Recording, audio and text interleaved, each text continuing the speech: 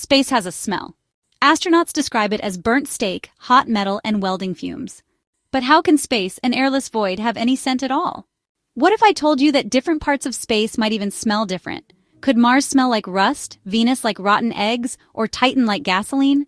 Today we're diving into one of the weirdest mysteries of space, how the vacuum of the cosmos somehow leaves a scent behind. So here's the deal, space is supposed to be an empty, airless void, right? No air, no oxygen, no little molecules floating around to tickle our noses. And yet, astronauts come back from spacewalks saying it definitely has a smell. A strong, smoky, metallic tang, kind of like gunpowder or seared meat, clings to their spacesuits. But how?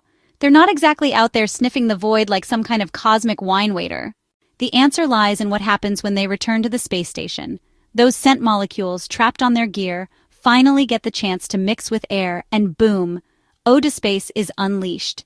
Scientists think the smell comes from atomic oxygen, a super-reactive form of oxygen that messes with materials exposed to space, creating those burnt and metallic scents. Then you've got cosmic radiation and solar wind bombarding everything, subtly tweaking molecules in ways we barely understand. And because NASA can't resist making science extra, they actually recreated this smell in a lab to help train astronauts. The result?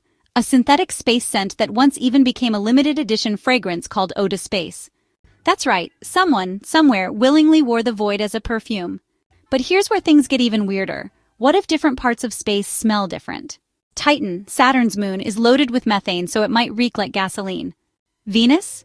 Thick clouds of sulfuric acid, meaning it could smell like a rotten egg exploded in a chemistry lab. And Mars, with its iron-rich dust, might hit you with a rusty, blood-like scent. If space tourism really takes off, future travelers might even get a first-hand whiff of these cosmic perfumes clinging to their suits. But space doesn't just mess with our sense of smell. Astronauts also experience blander food, thanks to fluid shifts dulling their taste buds.